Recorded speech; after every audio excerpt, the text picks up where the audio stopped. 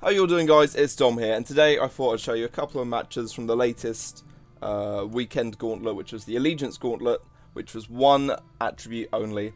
I decided to go with a strength, kind of red aggro deck, and did alright, I suppose. I mean, I got put up against quite a few of those animal swarm decks, and a couple of endurance magicka buff ones, which kind of beat it, but I'll just show you how a few of these games went.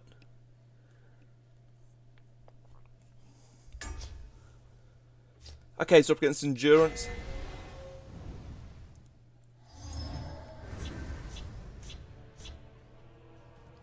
Right, so we've actually got a really nice hand here. We got a 1 cost, 2 cost, 3 cost, so a simple-ish play order.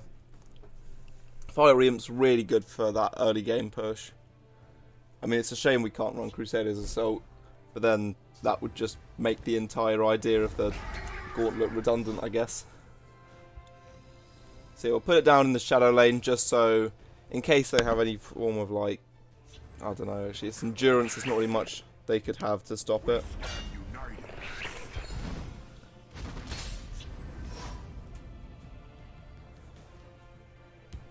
I will make a river of your blood. Right, if we put down more called Gatekeeper, then we can kind of defend ourselves from the Hist Boy.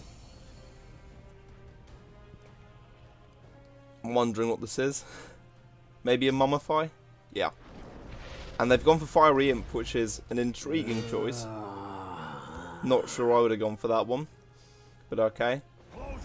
And then we might actually buff up our Orc Clan Captain. It'll give him another rune, but it's just doing what aggro decks are meant to do.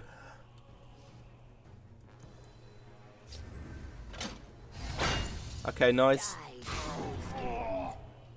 Now we can get past that with one of our many charge units in hand. I'm thinking an Arms Master just because of the sake of rally. But then again, the Mummy's just a better choice to get rid of there, so we'll keep that for the sake of buffing up one of the charge units in my hand and being able to finish them off a bit earlier. Nicely done. Right, we'll keep on just hitting face because there's nothing really stopping us at the moment. And might as well just put down another Arms Master in the other lane, sort of mess them a bit. And Underworld Vigilante is nearly there as a 5 cost, 6-3, almost ready to just completely take them out. We've easily got this one in the bag. See, the good thing about an aggro deck like this is if you're up against a slow deck, you can finish them before they can get off anything.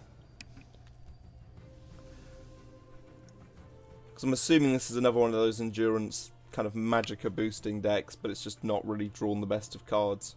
That or it's some sort of like spirit skeleton deck like that stuff.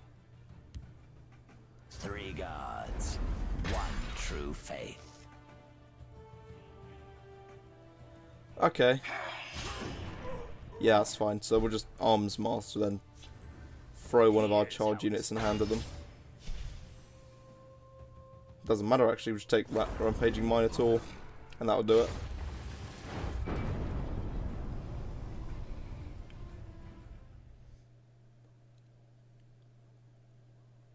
Okay, so moving into game 2, and we're up against an agility deck.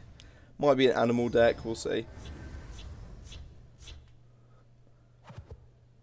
So Aspect of Her seems good and all, but it's a bit of a late game card, so we're not going to want it in our starting hand. Yeah, 2 Orc Clan captains are much better than what we just had.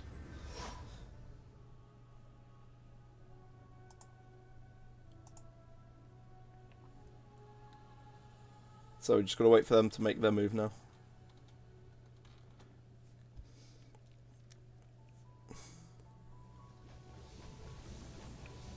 I'm assuming with an agility deck they'll be opening up with something like Banjari Opportunist.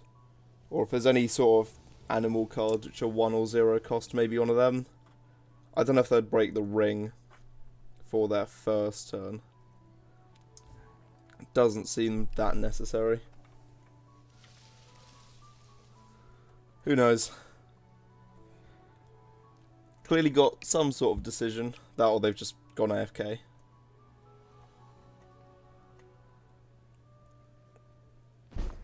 Right, okay, never mind. So we could start with our Vanguard and just start dealing some damage to them. I mean, it's only 1 point, but still, it's better than nothing. And that means that we can Orc Clan captain the same lane, buff him up, or we could put them in the shadow lane and just start doing some cool stuff with it.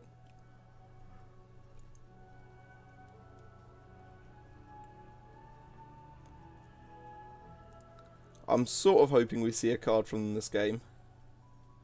We'll see.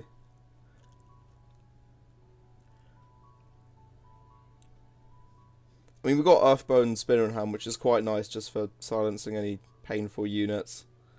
And Battlefield Scrounge is going to be really nice for getting a bit of like item power to hand. And with those items, we could then buff up our units with charge and then deal a bit of extra damage than they expect. Bloody Hand. Ooh. It's a card I like a lot, but I don't like to see my opponent run it. Tell you what, we'll see if they have much like in the way of curses and other goblin-y cards in hand at the moment. And just put down a Gatekeeper to stop it hitting face for now.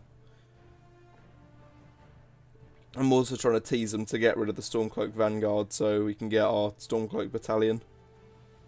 Just because having a 5/5 on the board's a lot more of a threat.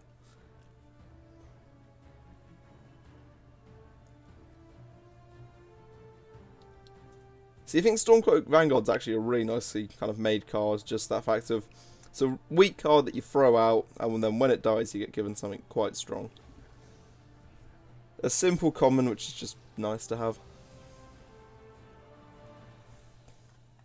Okay, I'm hoping they'll make them move a bit faster this turn. So they do have one curse at least. Right, I don't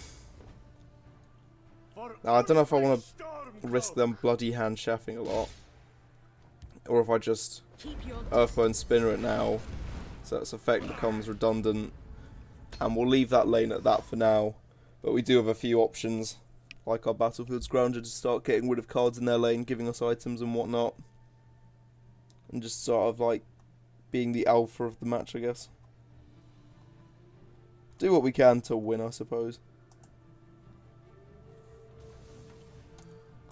I mean, it's nice that they're thinking up their moves because it means that they're clearly trying to, you know, win. But I don't know if they're actually full on trying or just doing a little bit of roping. Who knows? We'll see. To be honest, I wouldn't really count it roping unless the turn timer appears. That's when it kind of gets to ropey levels.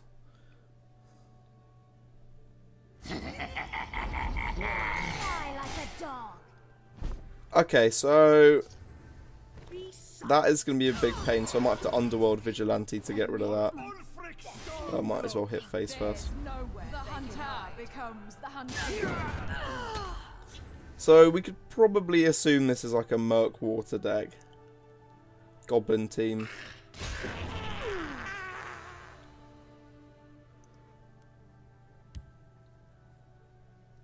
You can trust me. Okay. This is interesting. Right, well, we'll hit face as usual. Might as well Fiery Imp. Or actually, we've got some options in hand, I will admit. I think Fiery Imp's a decent card to play.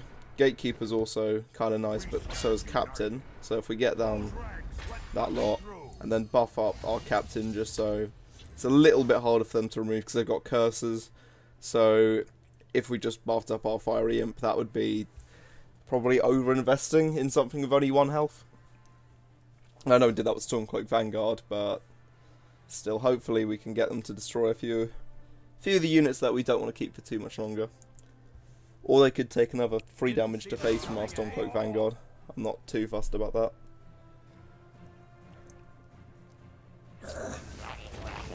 Another Bloody Hand Chef. Okay, right, well that Orc Clan Captain might not be staying for too long, it would seem. And then we might as well Fiery Imp to get rid of the Mournhold Traitor. Because we still get to hit face with that. And we do get a card. And we'll use Battlefield Scrounger to get rid of their recruit, and we get probably one of the more useless items for this deck. It's just a 6 cost +2/+2. So, a very expensive Steel Scimitar, in other words.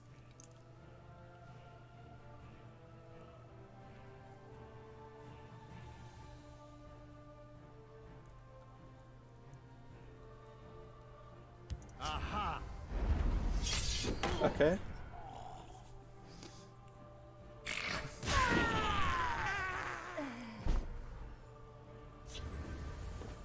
I mean, Relentless Raid is really good, actually.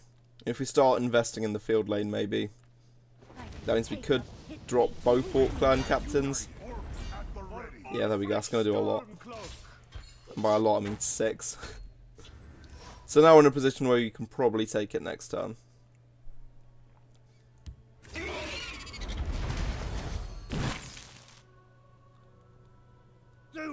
Take you. I mean, we have 4 in hand alone, so if they leave those Orc Clan captains... Nope, never mind. Well, that's going to end the video, guys. I hope you have enjoyed. If you want to see more of these gauntlets, let me know in the comments, and I'll see you next time.